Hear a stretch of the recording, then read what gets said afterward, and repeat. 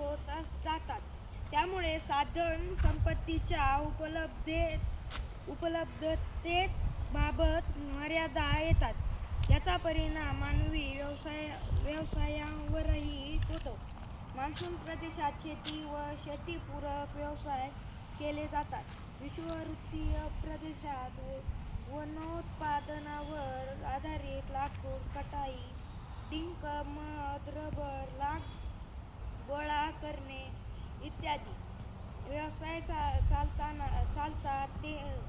तेंगा प्रदेशातील तेथे प्रामुख्याने लाकूडतोड व्यवसाय चालतो, तर टुंड्रा प्रदेशात फक्त शिकार व मासेमारी करावी लागते. गवताळ प्रदेशात अलीकडे विस्तीर्ण शेती केली जाते.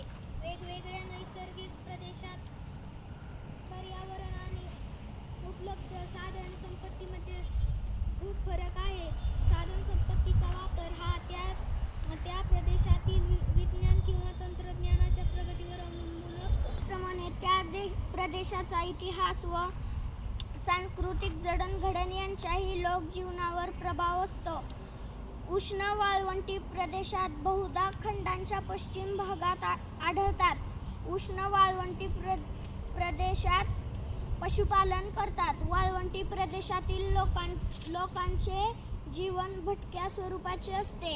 गवताळ प्रदेशात मांसभक्षक प्राणी आढळतात. नैसर्गिक प्रदेशात मांसभक्षक प्राणी आढळतात. जीवन अवलंबून नसते, तर पृथ्वीवरील सर्वच सजीव त्यावर अवलंबून असतात. नैसर्गिक प्रदेशातील साधन संपत्तीचा वापर करताना आपण आपल्याबरोबरच इतर सजीवांचा देखील विचार करणे आवश्यक असते. वसुधैव कुटुंबकममधील ही कल्पना प्रत्यक्षात येऊ शकेल. पृथ्वीवरील एकूण वाळवंटापैकी साधारण 25% वाळवंटात वाळू असतात. आपल्या देशातील लखाड किंवा अमेरिकेतील ॲरिझोना येथील वाळवंटे हे उंच डोंगर किंवा चित्र आकारांच्या कांतांच्या सुळे असतात. तसे हे वाळवंट आहे. त्याच्या उतारावरच विंची नावाचं एक छोटंसं गाव, एका बाजूला आर्नोल्ड नावाची खळखळ वाहणारी निळ्याशार पाण्याची नदी, तर दुसरीकडे मोठे मोठे डोंगराएवढे खडक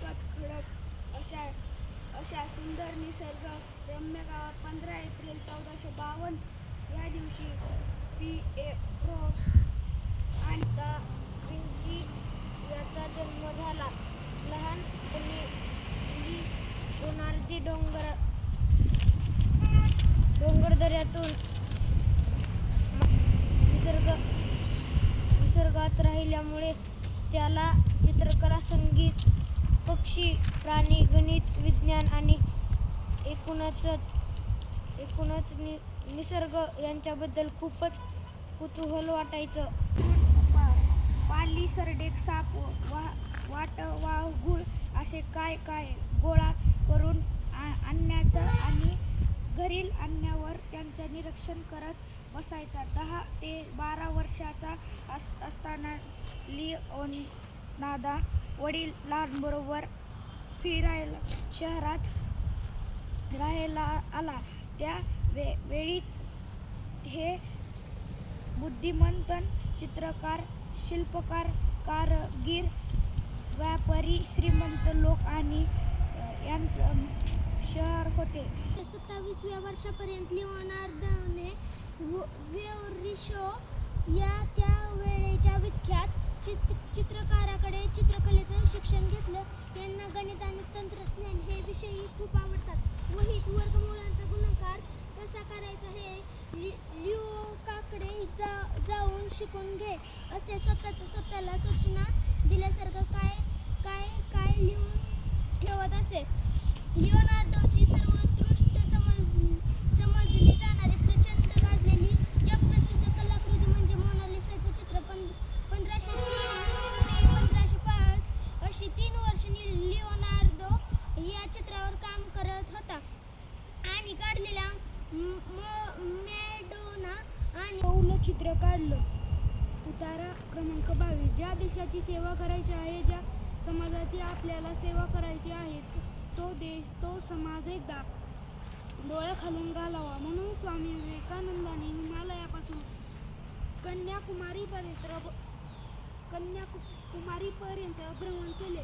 पोरबंदरच्या वास्तवामध्ये स्वामी विवेकानंद काही इंग्रजी ग्रंथांचे खंड वाचत असत. ते रोज एक खंड वाचायचे आणि तो ग्रंथपालाला परत करायचे.